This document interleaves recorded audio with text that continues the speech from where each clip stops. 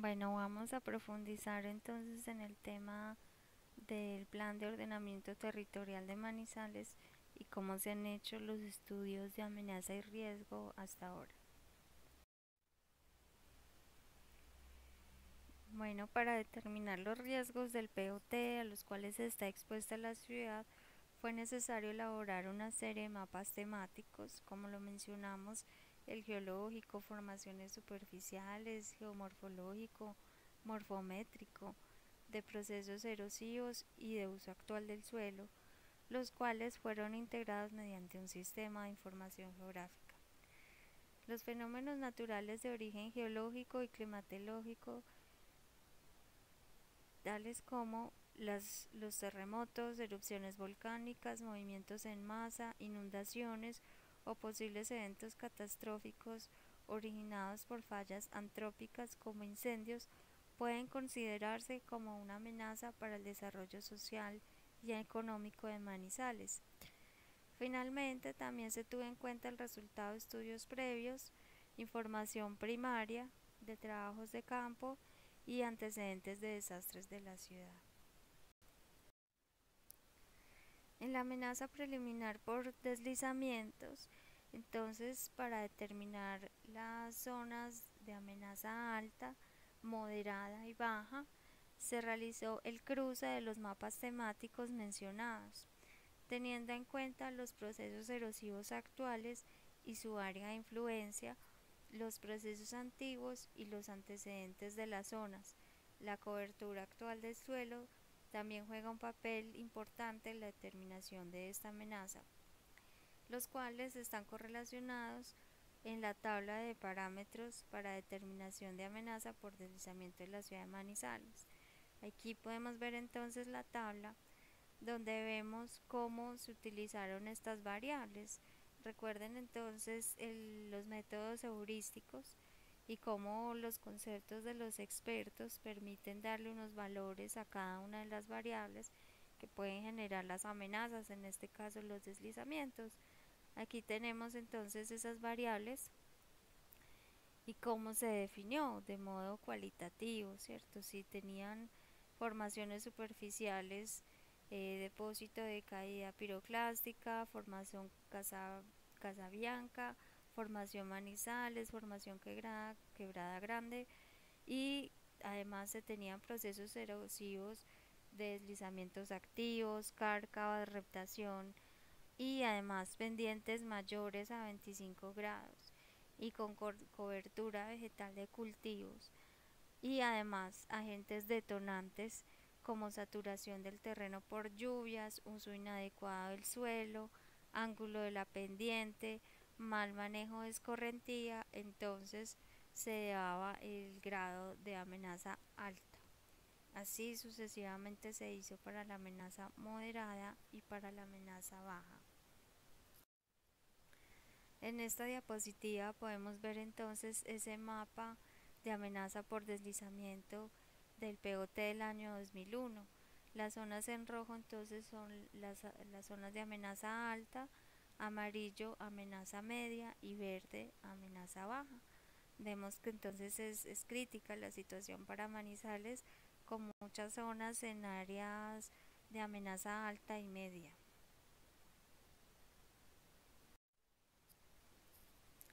En el tema de la amenaza preliminar por inundación, entonces en Manizales para el POT se diferencian dos sistemas principales de drenaje, cuya divisoria de aguas es la que llamamos Avenida Santander, que va de norte a sur, en, que va de oriente a occidente, y al norte de esta vía encontramos la quebrada Olivares Minitas, y al sur encontramos el río Chinchiná y la quebrada Manizales. En la determinación de las zonas de amenaza se tuvieron en cuenta las formaciones superficiales, los depósitos aluviales y los flujos de escombros, también la morfometría del terreno y los antecedentes de los fenómenos. Y así se constituye el mapa que vemos, que realmente hay que hacerle un gran acercamiento para alcanzar a ver los sitios donde están en rojo, las zonas de amenaza alta preliminar por inundación en amarillo, en media y en verde en baja, que estarán entonces a lo largo de los cauces de los ríos, que sabemos entonces en la parte de abajo al sur el río Chinchina y la quebrada Manizales, y hacia el otro lado de la ciudad, en la zona norte, la quebrada de Olivares Minitas. También entonces se tiene la amenaza preliminar por incendio. Para este tipo de evaluación se utilizó un insumo, solamente el inventario de las tipologías constructivas que se había realizado en lo que se llamaba antes la Oficina Municipal para la Atención y Prevención de Desastres, y que hoy ya se llama es la Unidad Municipal de Gestión del Riesgo. Se había encontrado entonces que había una relación entre este tipo de construcciones con la capacidad calorífica de los materiales, y a través de eso se pudo establecer una tabla de grados de amenaza por esas tipologías constructivas. También se tiene en cuenta un radio de influencia de 50 metros de las estaciones de servicio en caso de incendio.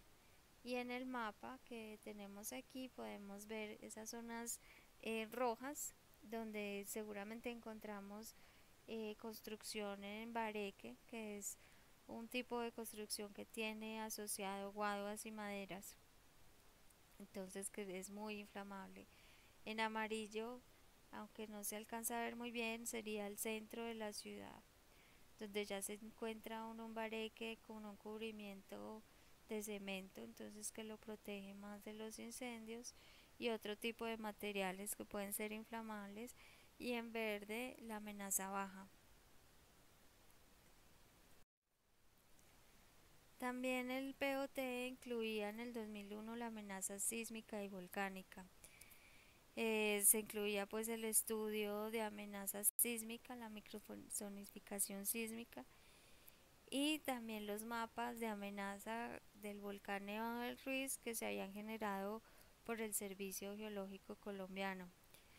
En este tema pues no se tenían acciones restrictivas sino prescriptivas, y el POT pues no definía usos del suelo con base en el tipo de amenaza sísmica. No se incluían tampoco restricciones por el tipo de productos volcánicos factibles, que eran básicamente las cenizas.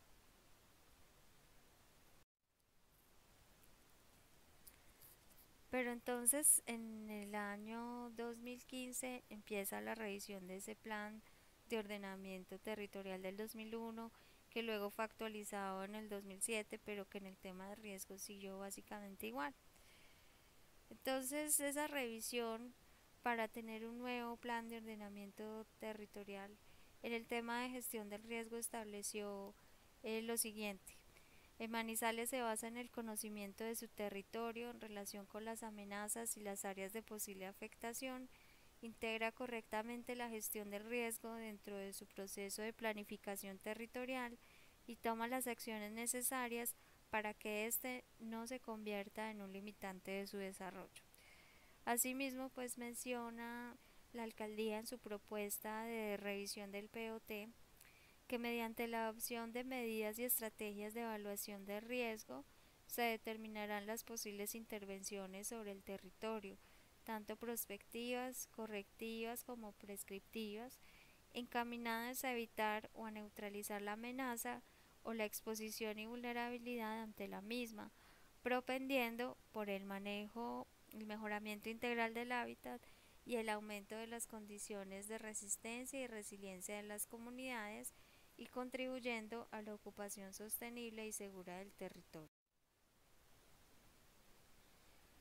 Bueno, adicionalmente el componente de riesgos nuevo para el POT tenía como objetivos establecer posibilidades reales y capacidades de intervención y habitabilidad mediante la reducción de la vulnerabilidad ante amenazas naturales y antrópicas. El otro objetivo que se tiene es consolidar la gestión del riesgo en la planificación física y el ordenamiento territorial de la ciudad, como hito fundamental de su desarrollo. Dentro de las estrategias en este componente del riesgo de desastre está entonces facilitar la incorporación de medidas orientadas a la reducción del riesgo existente y evitar la generación de nuevos riesgos en el futuro. Profundizar constantemente en el estudio y conocimiento sobre amenazas y vulnerabilidades naturales y antrópicas en el municipio de Manizales como sustento técnico para su incorporación en la planificación y ordenamiento territorial. Esto es súper importante para la ciudad de Manizales. Promover acciones integrales para mitigar los riesgos existentes en el territorio e incrementar la resiliencia de la población, las edificaciones y la infraestructura del municipio, especialmente frente a los efectos generados por el cambio climático. Además, se tiene como estrategia determinar las zonas que requieren la implementación de acciones de mejoramiento integral, la legalización y ordenamiento y priorizar su intervención. Finalmente, en las estrategias está promover la difusión y la comunicación de las acciones en prevención y atención de desastres desarrolladas en el municipio, fomentando la sensibilización, la apropiación y las responsabilidades sociales. En los estudios detallados que hemos mencionado entonces en el capítulo 3, en el módulo 3, para Manizales se tiene entonces que deben determinar la mitigabilidad de la amenaza y del riesgo en un área definida y tendrán que cumplir las especificaciones técnicas metodológicas establecidas para el efecto y de conformidad con lo establecido para el trámite de licencias urbanísticas contempladas en el decreto 1077 del 2015, del DTS rural y del DTS urbano, las que establezca la norma geotécnica y de movimiento de tierras de la ciudad para amenaza o riesgo por deslizamiento y los requisitos de las resoluciones 077 de 2011 y 561 de 2012 para la amenaza o riesgo por inundaciones.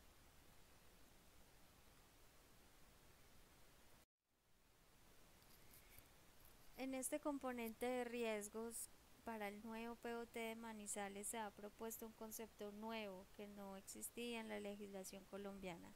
Es el concepto de desarrollo condicionado. Entonces, lo que trata es que las áreas calificadas en condición de amenaza media y alta, que en el momento no tienen ningún desarrollo, sean tratadas en el plan en términos prospectivos como suelo de desarrollo condicionado. Veíamos antes que toda la ley se enfocaba hacia el tema de protección, así quedaban las áreas de amenaza alta para que fueran zonas de protección. Aquí lo que se está proponiendo es que sea un desarrollo condicionado para el que sean elaborados estudios detallados y se pueda definir a través de estos resultados de los estudios si es viable o no la disminución de la amenaza. Aquí vemos entonces en este cuadro cómo sería el tipo de clasificación del riesgo, los niveles de la intervención y el tipo de intervención que se podría hacer: prospectiva, correctiva cuando el área está ocupada y prescriptiva como una exigencia legal. Entonces, si tenemos un nivel 5 de afectación muy factible por el riesgo que existe allí, tenemos un riesgo muy alto y las intervenciones serían en términos prospectivos la prohibición de asentamientos e infraestructura. Si el área ya está ocupada, entonces sería la reubicación de asentamientos e infraestructura, y como prescriptiva, una intervención prescriptiva sería explorar como opción reducir la amenaza. Si pasamos a un nivel alto de riesgo, ya tendríamos en una intervención prospectiva obras de reducción de la amenaza y un sistema de alerta, mientras que en un tema correctivo también se tendrían obras de reducción y protección más un sistema de alerta. Y en las intervenciones prescriptivas sería reducir la amenaza y proteger el área. Así sucesivamente vamos bajando en los niveles y se van disminuyendo entonces el tipo de intervenciones que hay que tener en cuenta.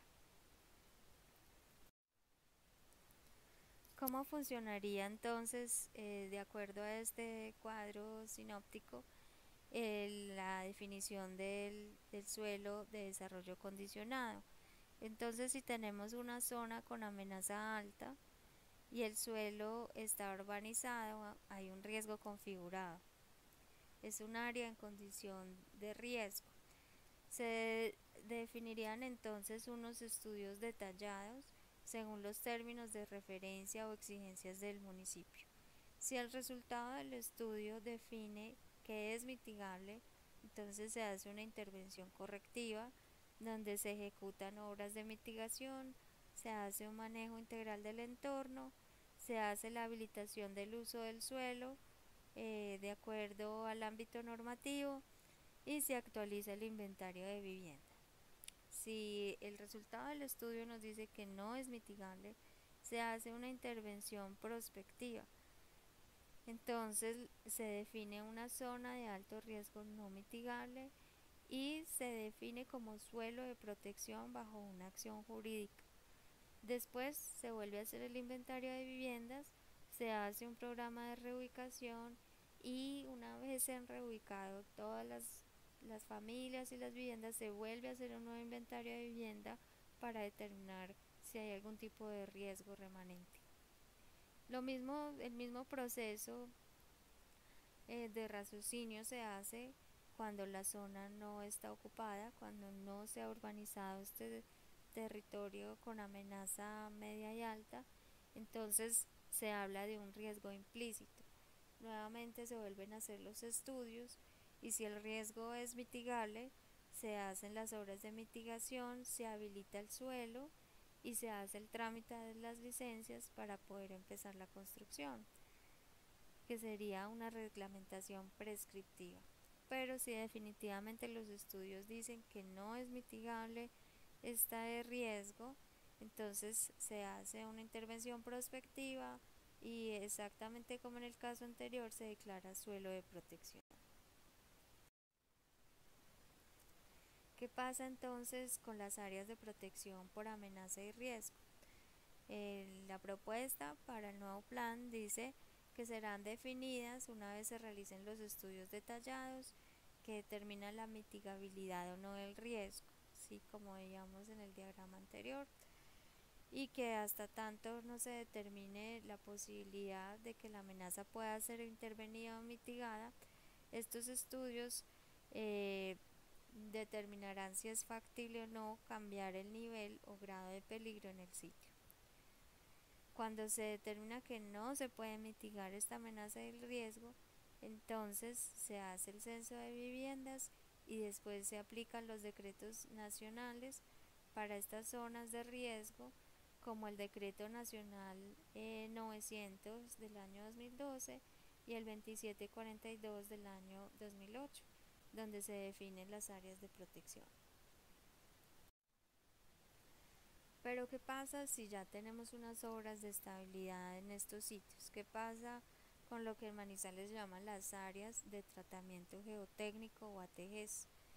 Entonces, de acuerdo a la propuesta, pasa exactamente lo mismo. Se hacen unos estudios detallados con unos términos de referencia del municipio y se determina si hacer una intervención en estas áreas de tratamiento geotécnico puede ser viable o no. Si dan los resultados que es viable, se hace una ejecución de las obras de mitigación y se tramita la licencia de construcción. Pero si no es viable, entonces esta zona se declara en riesgo no mitigable y se declara como suelo de protección.